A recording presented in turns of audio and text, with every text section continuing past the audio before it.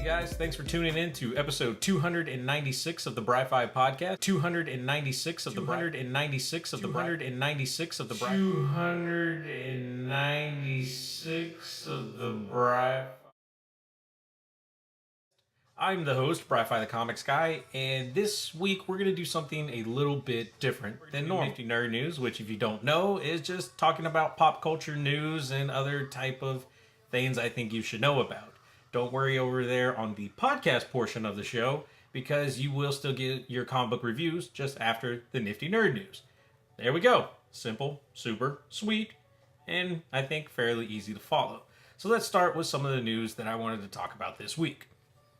So up first, DC Comics has decided to cancel the Second Coming of Jesus Christ. You kind of heard that right. So DC Comics announced last year, 2018, they were releasing a book on their Vertigo. It's called Second Coming, and it's about when Jesus comes and befriends Superman, and Superman teaches Jesus to be a better Messiah for Christianity.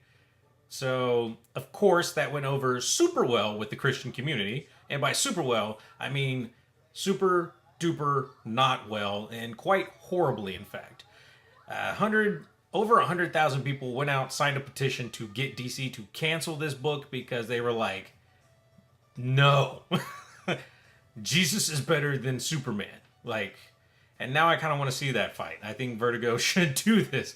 Jesus versus Superman. Kind of like Superman versus Muhammad Ali, except a little more violent. Because if you look at Christianity and its history, it's pretty damn violent. So I don't know why they would be against this book. I mean, they weren't against Preacher. That was on AMC. And they weren't against anything else that is against God's teachings. But whatever. Who am I to judge what the Christians hate? Even though I am kind of Christian. But that's a discussion for another video. Anyway, the writer, Mark Russell, I believe his name. 2 first names. Can't trust him. So that's probably another reason why this book should get canceled.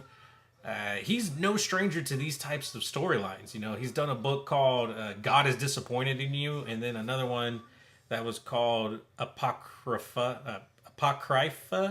I can't even say things. Apocrypha Now, I believe that's what it's called. And this book, Second Coming, was supposed to kind of explore Christian teachings and the hypocrisy between what IRL Christians are versus, the biblical Christians are supposed to be. I guess a lot of Christians don't like that. A lot of people don't like that. And so I guess I can kind of see the anger, but at the same time, maybe they should see the love. Feel the love, man. Oh, I don't know. Move on. And let's face it, this was going to be on their Vertigo line. It's not going to be as many readers as, say, main DC titles. I mean, it'll beat some, but not all of them. It's not a huge main DC title, even though it's going to have Superman and Jesus in it, which is pretty badass, In fact, have them fight. That would be even cooler. Jesus versus Superman. Who's really better? I mean, Superman's fought Muhammad Ali, and then add him, like a cage match. And, so Jesus is fighting Superman. Jesus got him, like some kind of headlock and stuff, and then Muhammad Ali just comes out and is like, rah! And then, his music plays, and then Harambe jumps down from the ceiling and shit. I don't know. It's just... These are the ideas. But the writer, Mark Russell, says he will find a new home for it, that this isn't the last that you've heard of Jesus. The second coming will be coming. Moving on to our next story. Haters who are hoping to fake news away the new Star Wars trilogy almost won, if it wasn't for that pesky little thing called The Truth.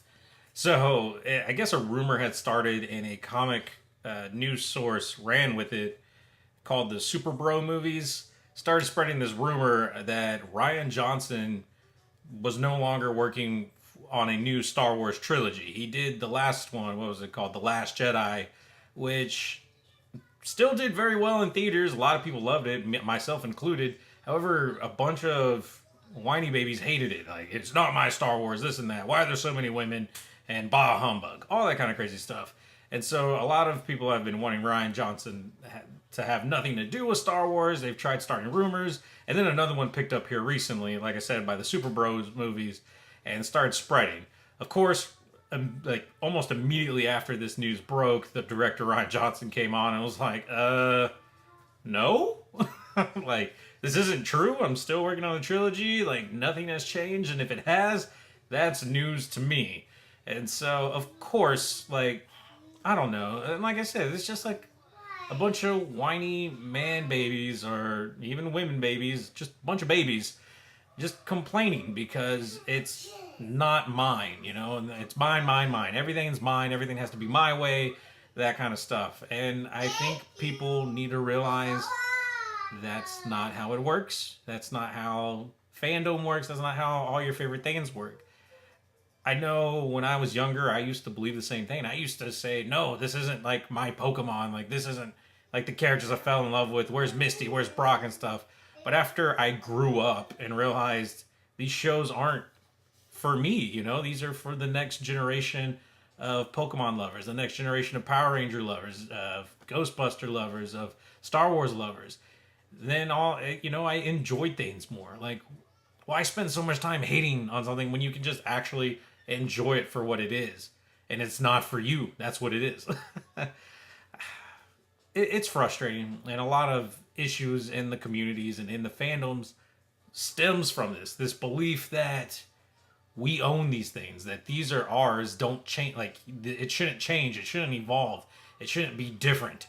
But then if everything was always the same as everything, people would complain. People complained about when the first Star Wars movie jumped out. Not a New Hope. Jesus, that's what they were comparing it to.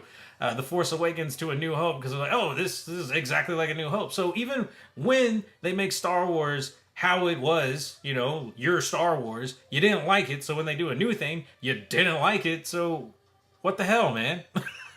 Just give up, okay? Let it be. I love all the movies. They're fun, they're magical, and they bring me to a world that I love living in. So get out of my face. Let's move on to another story. The one that makes me happy. The last big story I want to bring to you guys today is, it looks like Hulu is now Marvel's rebound girl. And what I mean by that is, since Marvel and Netflix have kind of cut ties with all their live action shows, it looks like Hulu is becoming the new home for animated stuff. Not the live action, but I mean, that still could be determined, you know, at a later date. Who knows? But here in a little bit, you're going to be seeing, not on my show, not like, time is relative.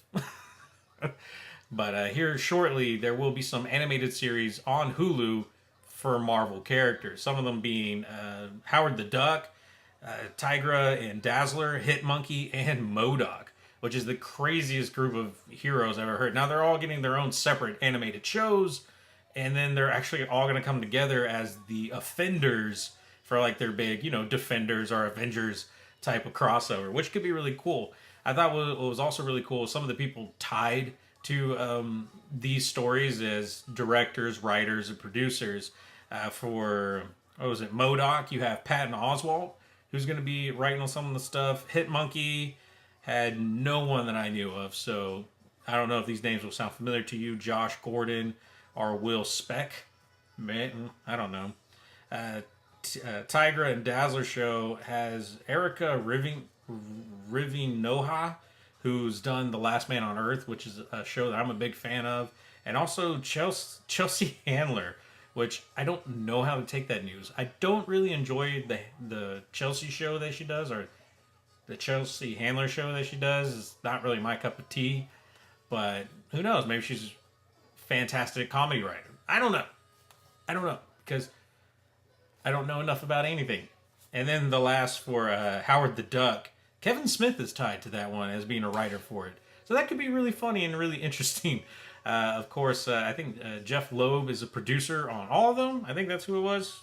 And of course, he's with Marvel. He's written a bunch of Marvel comics. And he's kind of been like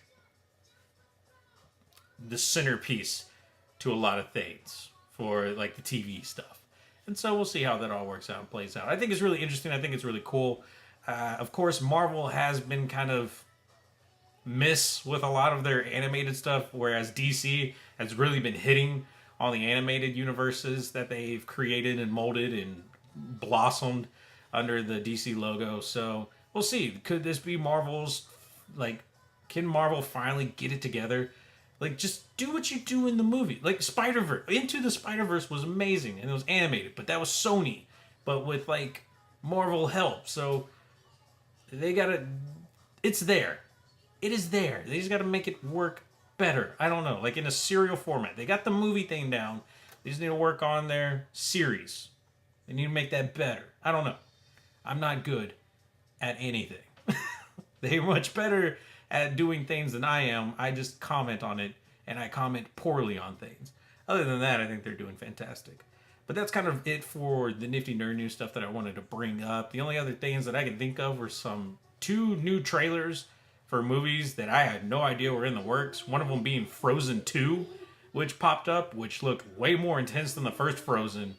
And I am very curious to see what happens and why Anna has a sword and Elsa looks badass. Like, they all look badass, and there's like cool badass scenes, and even Olaf is in it. So I have no idea what's happening. No idea if there's a villain in it or what's going on. They're not in their town, and it looks like it's spring. I don't know. I wasn't prepared for this. It just looked interesting. That's all I have to say. The other one was a new movie coming out called Tolkien, which is going to be about, of course, famous writer who did those famous books you may have heard of called The Lord of the Rings, The Hobbit, all those kind of fun stuff. And they're doing a movie based on his life, I guess. I don't know. If you watch the trailer, it's kind of strange because while it looks like it's him growing up, there's also a mix of fantasy stuff. So I don't know if these are like daydreams or like in his mind stuff that's happening. I finally was able to kind of get stuff online to give me a little taste of what all this was. And it looks like the movie is supposed to like retell him growing up in the early 1900s, living through World War I, and how all that shaped his storytelling and the stories that he's written. And so it could be really cool, could be really interesting. Like I said, it was another one that kind of blindsided me, so I don't really know about it. I don't really know how to feel or what to expect from it. But I'm open. I'm ready to see what they have for me. Anyways, guys, that's it for the Nifty Nerd News. Hopefully you enjoyed what we did here on YouTube. If not, stop following me. Stop watching me. And if you want your comic book reviews, head on over to the podcast over on Bry-Fy podcast.podbean.com. You can find me on Google Play, Apple, Stitcher Radio, Geek Life Radio, Wicked Radio Network, Spotify, and pretty much any podcast catcher app you can find the Bry-Fy podcast. And of course, you can always follow me on all my social medias, here on YouTube, Facebook, Instagram, Snapchat. Everything is at Bry-Fy podcast. So thank you guys for watching this video. Now head on over to the regular podcast portion to get the rest of the show. So let's move on to some comic books to review.